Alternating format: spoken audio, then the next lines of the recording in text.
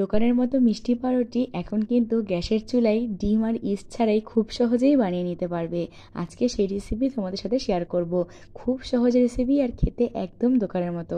আশা করছি রেসিপিটা তোমাদের ভীষণ ভালো লাগবে। যদি ভালো লেগে থাকে অনেক বেশি বেশি করে লাইক আর শেয়ার করো আর সাবস্ক্রাইব করো এরকম নিত্য নতুন রেসিপির আপডেট সবার আগে পাওয়ার জন্য। তো চলো ভিডিওটা শুরু করে ফেলি। এই পাউরুটিটা বানানোর জন্য আমি নিয়েছি 2 কাপ ময়দা। তোমরা চাইলে আটা দিয়েও বানাতে পারো, যেহেতু দোকানের পাউরুটিগুলো ময়দা দিয়েই করা হয়ে থাকে সেজন্য আমি ময়দারই ব্যবহার করলাম। তার সাথে দিচ্ছি 2 চামচ চিনি, তোমরা এখানে গুঁড়ো চিনিরও ইউজ করতে পারো। আর দিচ্ছি 1 চামচ মতো ভর্তি ভর্তি বেকিং পাউডার আর হাফ চামচ মতো বেকিং সোডা। আর দিয়েছিলাম গুঁড়ো দুধ 2 থেকে 3 টেবিল চামচ মতো। এবারের দিকে আমি 1 কাপ টক দই নিয়েছি। যতটা ময়দা হবে তার ঠিক হাফের একটু বেশি হবে টক দইটা। এবার সব শুকনো উপকরণগুলোকে হাতের সাহায্যে খুব ভালো মতো মিশিয়ে নিয়ে টক দইটাকে ঢেলে খুব ভালো মতো মেখে নেব। এই পাউরুটির মিক্সচারটা কিন্তু একদমই চটচটে হবে, সুতরাং প্রথমে দইটা দিয়ে একটু মেখে নিতে হবে। আর দোকানের মতো পাউরুটির রং কীভাবে গ্যাসের চুলাতেই আনবে ডিম ছাড়া, সেই টিপসও থাকবে আজকের এই ভিডিওতে। ভিডিওটা প্লিজ শেষ পর্যন্ত দেখো।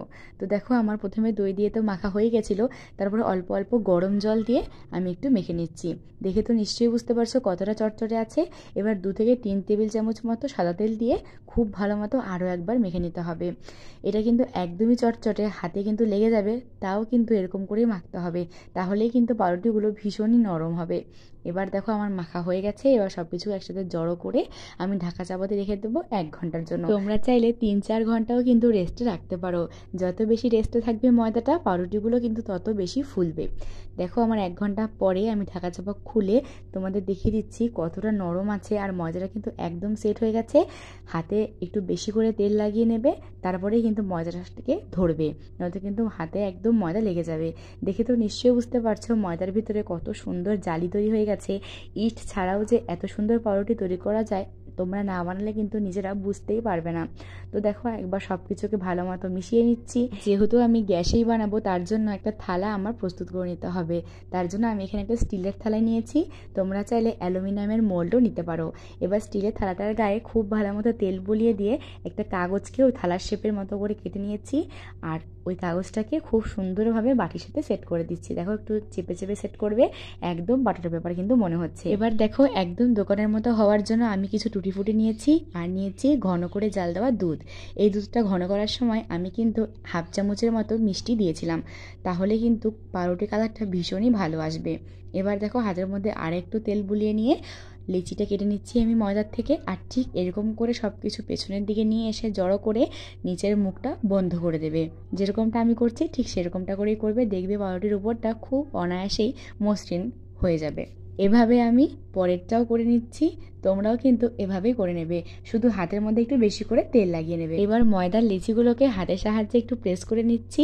বেলুন চাকির সাহায্যে তোমরা কিন্তু এটা একদমই করতে যাবে না, কারণ কি এই ময়দার লেচিটা কিন্তু খুবই নরম আছে, বেলনা চাকির মধ্যে কিন্তু লেগে যেতে পারে। সুতরাং যেখানে সেট করবে সেখানেই কিন্তু হাতের সাহায্যে একটু চেপে চেপে দেবে। এবার আমি ওই ঘন করে জাল দেওয়া দুধটাকে এই ময়দার ডোটার ওপরে খুব ভালো মতো বুলিয়ে নেব। এই দুধটার কারণেই কিন্তু খুব সুন্দর একটা গ্লেসি ভাব আসবে আর খুব ব্রাউন কালার হবে, একদম দোকানের মতো, ওভেন ছাড়াও। এবার লাগানো হয়ে গেছে দুধগুলো, ওপর থেকে একটু সাজানোর জন্য আমি কিশমিশ দিয়ে দিচ্ছি। যেরকম আর কি দোকানের মিষ্টি পাউরুটিগুলোতে হয়ে থাকে আর কি, সেরকমই করার চেষ্টা করলাম। এবার একটা কড়াইয়ের ওপরে এই থালাটাকে বসিয়ে দিয়ে একদম সিল করে দিতে হবে মুখটা। এমন ঢাকনা দিয়ে ঢাকতে হবে যাতে ভেতরের বাতাস বাইরে না আসতে পারে আর বাইরের বাতাসও ভেতরে না যেতে পারে।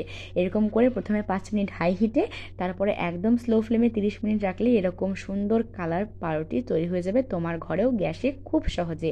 দেখে তো নিশ্চয়ই বুঝতে পারছো পাউরুটিগুলো কতটা নরম হয়েছে। আমি তাও একবার তোমাদেরকে দেখিয়ে দেবো যে কতটা নরম। দেখো দেখে তো নিশ্চয়ই বুঝতে পারছো কতটা নরম হয়েছে। আমি যেভাবে বানালাম, যে টিপস এবং ট্রিক্সগুলো বললাম, তোমরাও এই পদ্ধতিটা ফলো করো, দেখবে একদম দোকানের মতো নরম তুলতুলে পাউরুটি তোমাদের বাড়িতেও তৈরি হয়ে যাবে। আর দেখো ঠিক এরকম করে একটু চাপ দেবে, তাহলেই কিন্তু খুব সহজে পাউরুটিগুলো উঠে আসবে। দেখো কি সহজে পাউরুটিগুলো উঠে আসলো, আর নিচের থেকেও যেরকম নরম হয়েছে ওপর থেকেও কিন্তু সেরকমই নরম হয়েছে। শুধু নিচে যেহেতু হাই হিটে বসিয়েছিলাম আমি প্রথম 5 মিনিট, আর নিচের থেকে যেহেতু তাপটা বেশি পায় গ্যাসে করার জন্য, তার জন্য নিচের দিকটা একটু ডার্ক কালার এসেছে। ডার্ক কালার আসলে কি হবে, নিচেরটাও কিন্তু ভীষণ নরম হয়। এবার একটু সুতির ন্যাকড়া দিয়ে, ভেজে ন্যাকড়া দিয়ে 10 মিনিটের মতো ঢাকা চাপা দিয়ে রেখে দিচ্ছি। তাহলে কিন্তু পাউরুটিগুলো আরও নরম থাকবে অনেকক্ষণের জন্য। চেপে চেপে তো দেখিয়ে দিলাম পাউরুটিগুলো কত নরম হয়েছে, একটা ভেঙে দেখিয়ে দিচ্ছি যে ভেতর থেকে কতটা ফুলেছে। দেখে তো নিশ্চয়ই বুঝতে পারলে। আজকের রেসিপি এই পর্যন্তই, দেখা হচ্ছে নতুন পর্বে। বাই।